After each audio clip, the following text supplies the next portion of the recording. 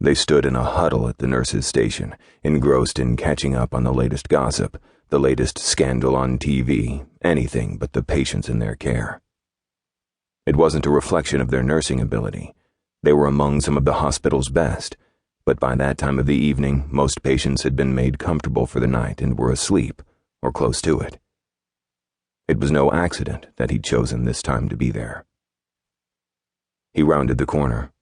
Ever careful, he snuck a look over his shoulder, just to be certain. The way was clear. He drew in a deep breath and did his best to steady the persistent thump of his heart. The anticipation of what was to come sent a fresh wave of excitement thudding through his veins, and despite his attempt to calm his thoughts, his pulse leaped forward again. He'd been given a sign from God, and the sign was crystal clear. There was no doubt in his mind what needed to be done, and he was pleased to have been trusted with the task. He'd been handpicked by God to carry out his wishes, and the thought of ending the dying woman's suffering filled him with immeasurable joy. The woman in question shuddered and moaned in the bed, even in her sleep. He'd done all he could to ease her pain, but short of increasing her dosage of morphine until she was unconscious, there was nothing more he could do. That was, until God had given him the sign.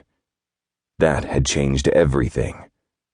Soon, very soon, Frances Daniels would find everlasting peace.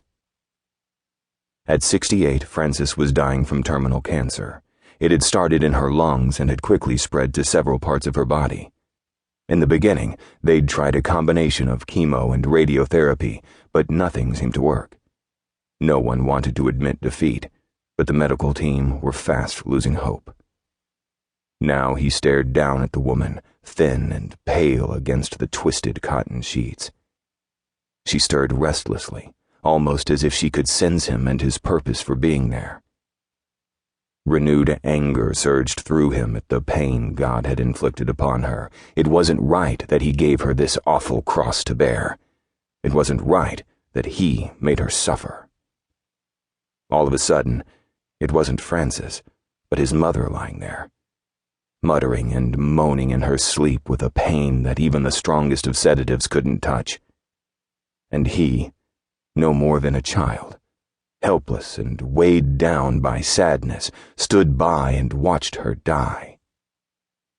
Slowly, painfully, each breath a ragged whisper, she died with an anguish no child should have witnessed.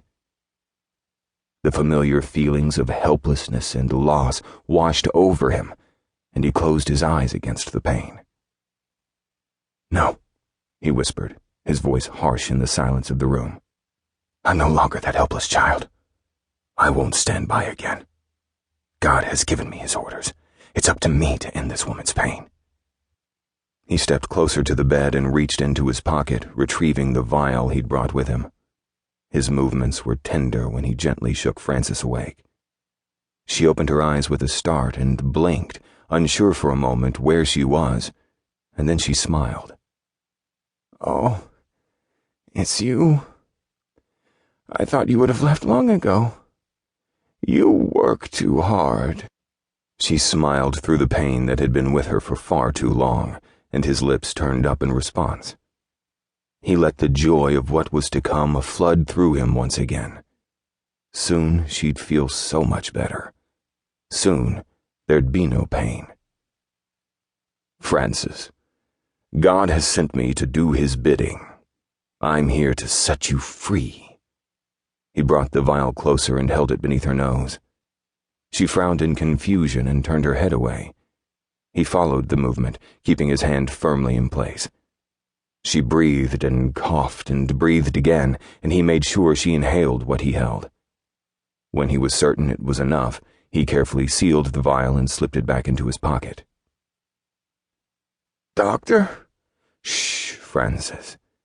It's okay. Everything's going to be perfect. You'll see." He smiled down at her again and whispered, "It's time to meet your maker."